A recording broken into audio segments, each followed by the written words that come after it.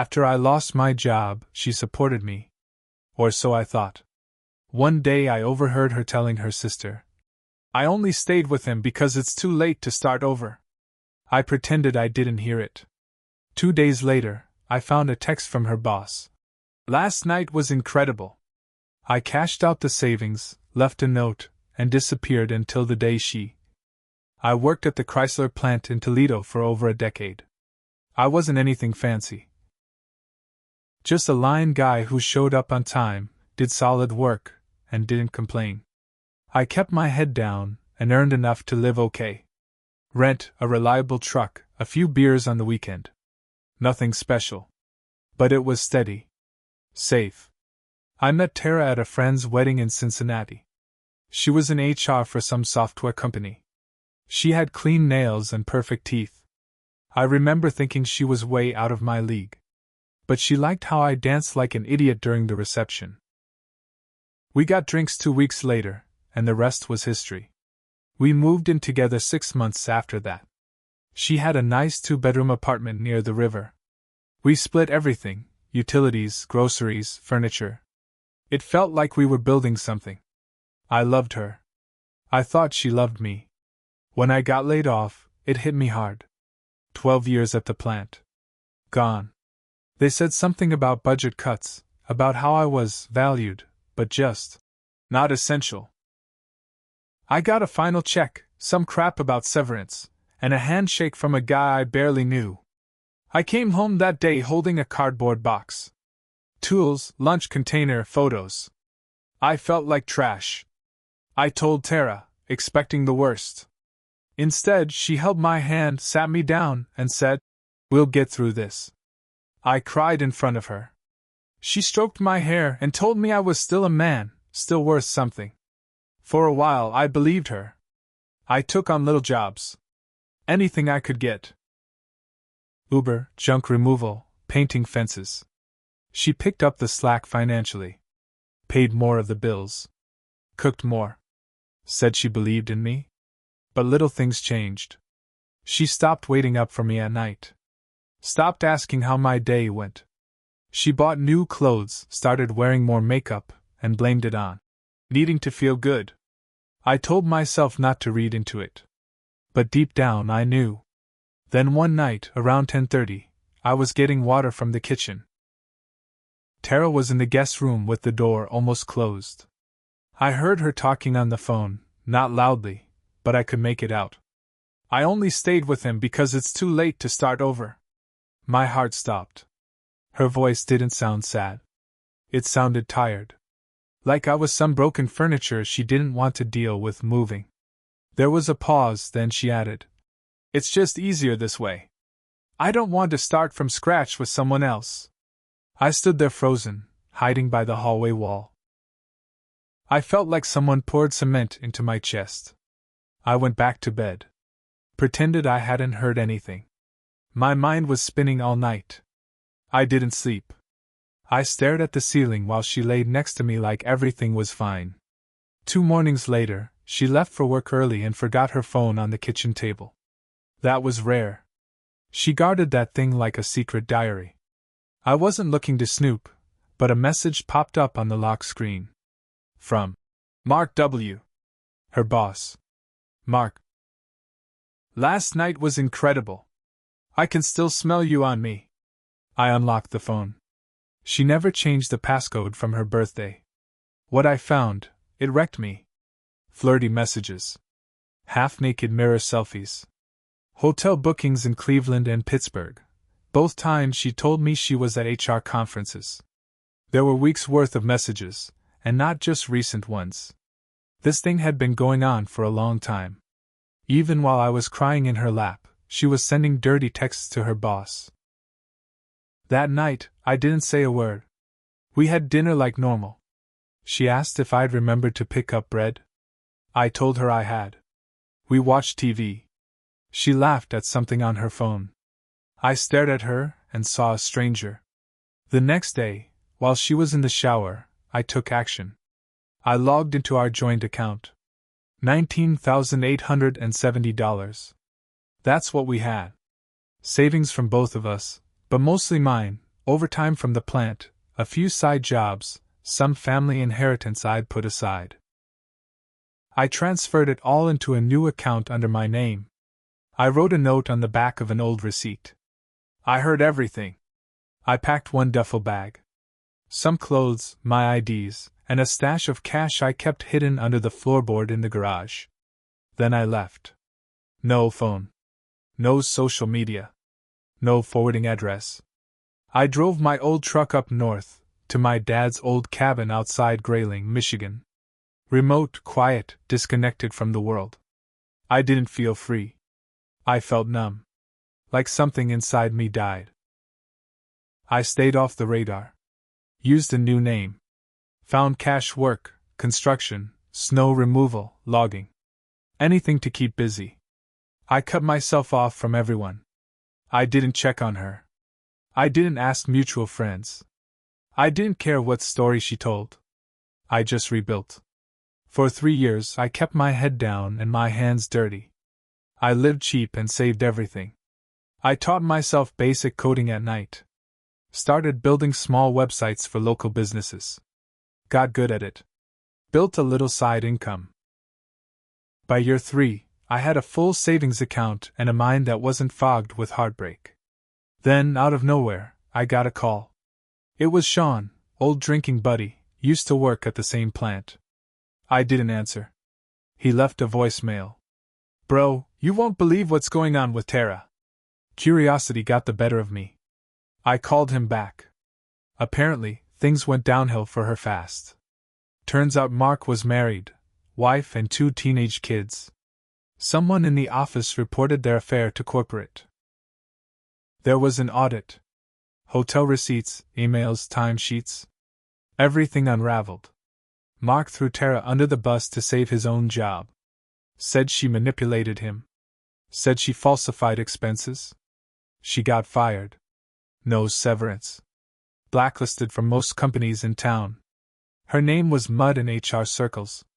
She lost the condo after falling behind on the mortgage. Had to sell her car. Moved in with her mom in Kettering. That's when I knew it was time. Not for forgiveness. Not for closure. But for revenge. 3 years had passed since I left. I had no plans to ever go back to Ohio. But after hearing what Sean told me, I couldn't ignore it. It wasn't just that Tara got what she deserved. It was the way it happened. The man she risked everything for, the one she cheated with while I was drowning, threw her away like she meant nothing. Same way she threw me away. I started watching from a distance. I didn't go to her mom's house, not right away. I wasn't there to scare her. I wasn't there for violence. But I wanted her to feel something close to what I felt. I wanted her to see the ghost she created.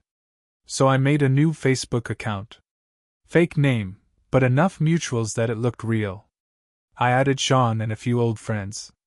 Eventually, I started seeing what Tara was posting. Her profile was mostly silent. But there was one post that stood out. People change. People lie. But karma always comes back around. I laughed out loud when I read that. She was playing the victim. Painting herself like some betrayed woman left behind. She had no clue I was watching. No clue I'd returned.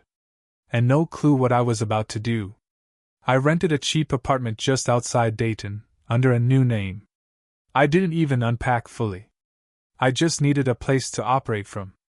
Then I started laying the groundwork. I knew she was looking for work.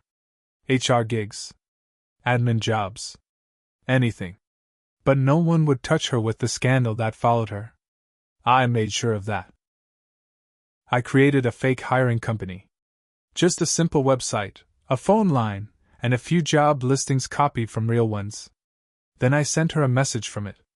Hi Tara, we reviewed your resume and we'd like to schedule an interview for a remote HR coordinator position. $72,000 annual, full benefits. She responded in under 10 minutes. She was eager. Too eager. I scheduled a fake phone interview for the next day. I changed my voice slightly, just enough to not be recognized. She was polite. Desperate. Told me how she made mistakes, but had grown from them. Said she was looking for a company that understood second chances. I played along. I told her we'd be in touch. 3 days later, I sent the rejection email. We regret to inform you that the position has been filled. Thank you for your interest. It wasn't about the job. It was about making her feel hope again, and then pulling it away. She updated her status that night. Another door closed. Starting to wonder if I'll ever catch a break. That was just the start. I wanted her to think someone was watching her. Not stalking, just close enough to make her uncomfortable. I sent flowers to her mom's house. No card. Left a single dollar bill taped to her driver's side mirror one morning. The same kind she used to borrow from me for coffee when I was broke. And I mailed her an envelope with one of the hotel receipts she tried to hide from her company. I printed it from her old email before I left. No return address. Just the word, "Remember?" written inside. She posted less and less after that. I heard from Sean that she was acting paranoid. Thought someone was following her. Looking over her shoulder. Checking under her car. She didn't call the cops, though.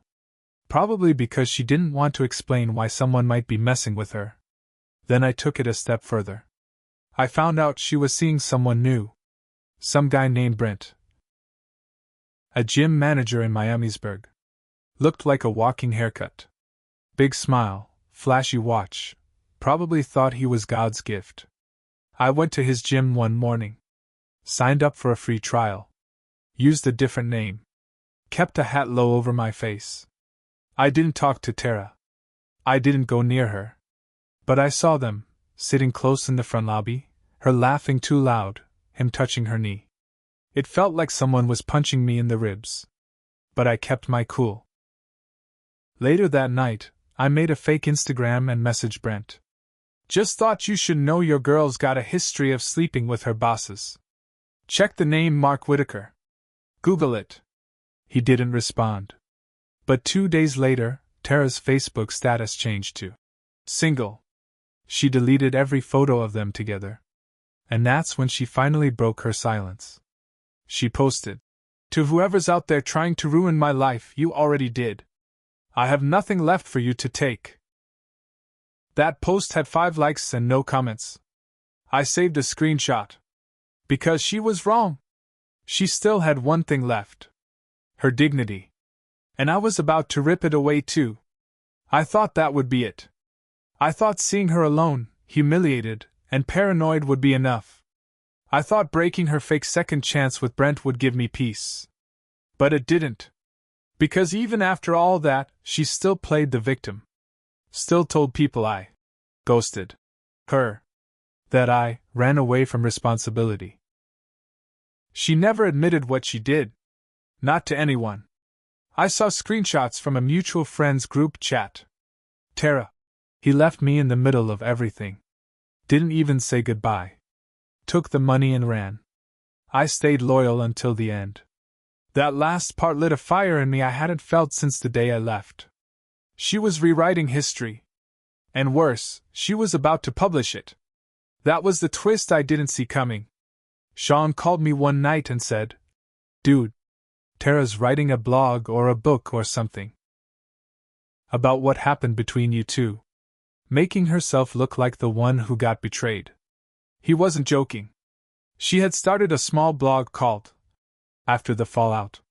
It was full of vague entries about surviving heartbreak, losing everything, being abandoned. No names. But people from our town would know. Enough details were close to the truth, just twisted. She was gathering sympathy. Comments from other women saying things like, "You're so brave. He didn't deserve you.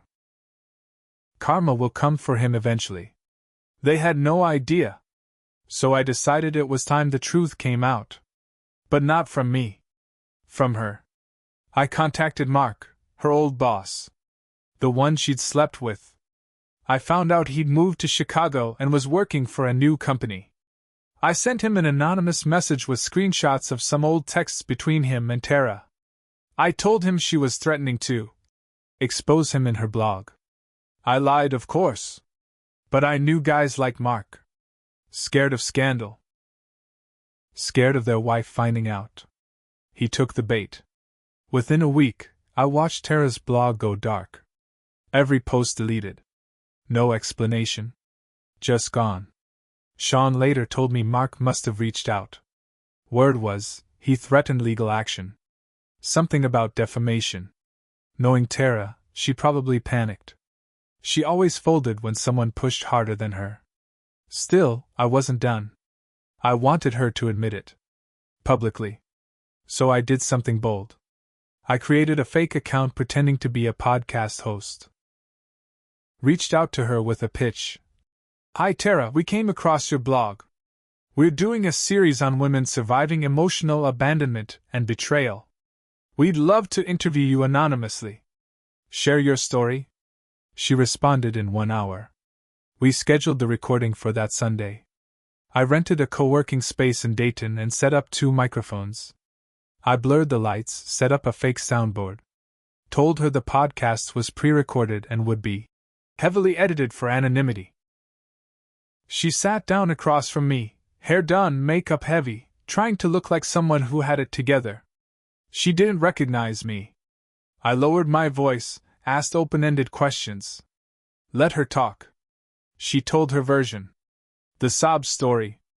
About how I shut down emotionally, how I withdrew, how I left without saying a word. I nodded along. Took notes. She kept going.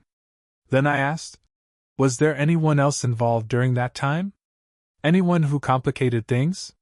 She hesitated. Then said, there was someone, but it wasn't like that. I was lonely.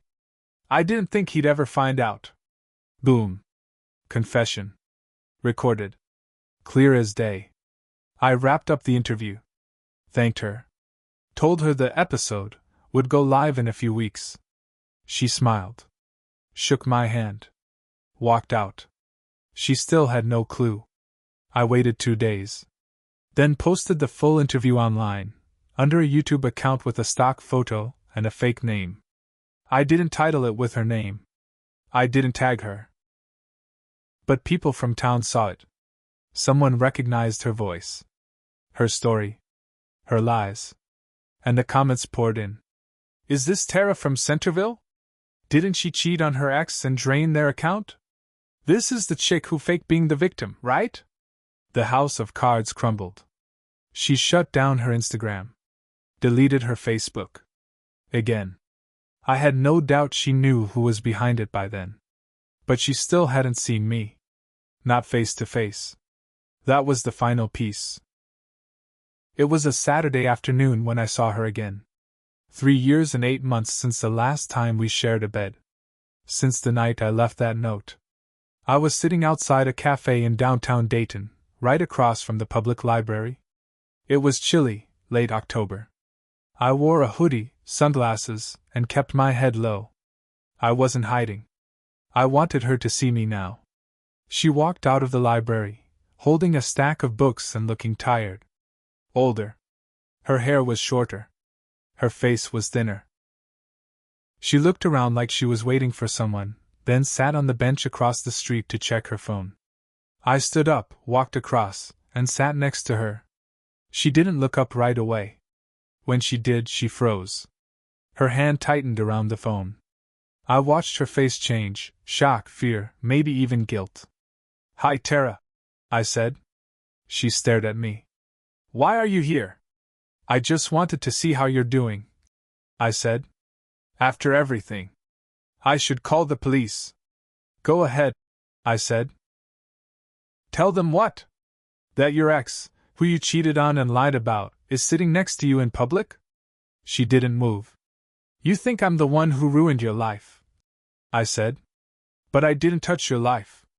You did that all by yourself. She looked away. Her voice dropped. Why did you come back? To finish what you started, I said.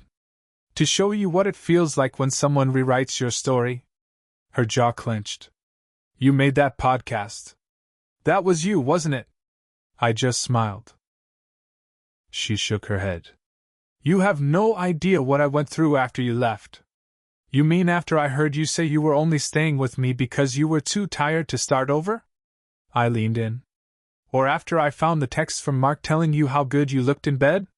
She went pale. You want to talk about pain? I said. You took everything from me. My home. My trust. My dignity. You didn't even flinch. I didn't mean for it to happen like that, she said weakly. You meant every word, I said. You weren't sorry. You were only sorry you got caught. A tear rolled down her cheek. Good. I stood up. I didn't come to hurt you, Tara. You already did that to yourself. I just wanted you to sit in it. To taste it. And now you have. She said nothing. I walked away. That should have been the end of it. But life doesn't wrap things up in perfect little scenes. Sometimes revenge keeps going long after you think you're done. A month later, I got an email from Mark's wife. Yes, his wife. I hadn't reached out to her. But I guess the podcast made its way to Chicago, and someone put the puzzle pieces together. She said, I know everything now. Thank you for not staying silent. You did more good than you know. A week after that, someone posted Tara's full name in the podcast comments. People came forward. Former coworkers. Old friends. Everyone started talking. Turns out Tara had been like this for years. Lying, manipulating, using people. I wasn't the first. I just made sure I was the last. She tried to rebuild again. New accounts. A new name. But it was too late. Her name was out there.